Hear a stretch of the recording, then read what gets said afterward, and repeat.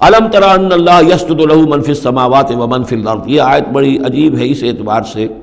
کہ اس میں آپ تصور کریں گے تو اوپر سے نیچے کی طرف آ رہا ہے۔ کیا تم نے دیکھا نہیں اللہ کے سامنے سربسجود ہے ہر وہ شے جو آسمان میں ہے اور وہ ہر سب وہ چیزیں جو زمین میں ہیں، وہ تمام مخلوقات جو آسمان میں ہے اور وہ تمام مخلوقات جو زمین میں ہے، والشمس ہو اور سورج بھی سربسجود ہے، والقمر ہو اور چاند بھی، والنجوم ہو اور تارے بھی، پھر نیچے اتریے والجبال ہو اور پہاڑ، زمین پر سب سے اونچی چیزیں پہاڑ ہیں، والشجر ہو اور درخت، والدواب اور یہ تمام جو بھی چوپائے چل رہے ہیں زمین کے اوپر حیوانات، وَكَثِيرٌ مِّنَ النَّاسِ اور لوگوں میں سے بھی بہت سے۔ لوگوں میں سے تفریق ہے کہ کچھ باغی ہو گئے ہیں، باقی تو یہ ساری مخلوقات اللہ کے قانون کی پابند ہیں،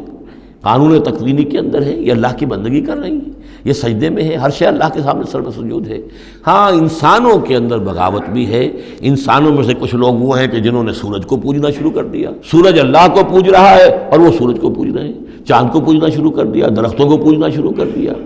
جانوروں کو پوجنا شروع کر دیا، یہاں تک کہ اعضائے تناسل کو پوجنا شروع کر دیا۔ ہندوؤں کے اندر تو یہ بھی ہے، یہ پوجا ہوتی ہے۔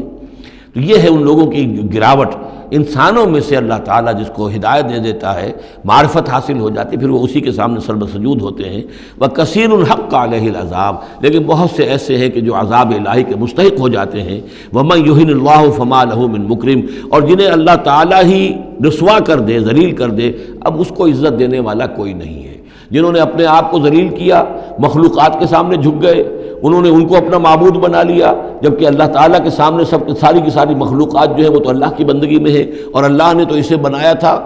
خلیفۃ اللہ فی الارض، اسے مقام یہ عطا کیا تھا، مسجود ملائک بنایا تھا۔ اب جو اپنی اس تمام عظمت سے خود ہی مستعفی ہو گیا اور وہ مخلوقات کے سامنے جھک رہا ہے، فما لہ من مکرم تو پھر اسے اب اس کا اکرام کرنے والا اور اسے عزت دینے والا کوئی نہیں۔ ان اللہ یفعل ما یشاء یقیناً اللہ کرتا ہے جو چاہتا ہے۔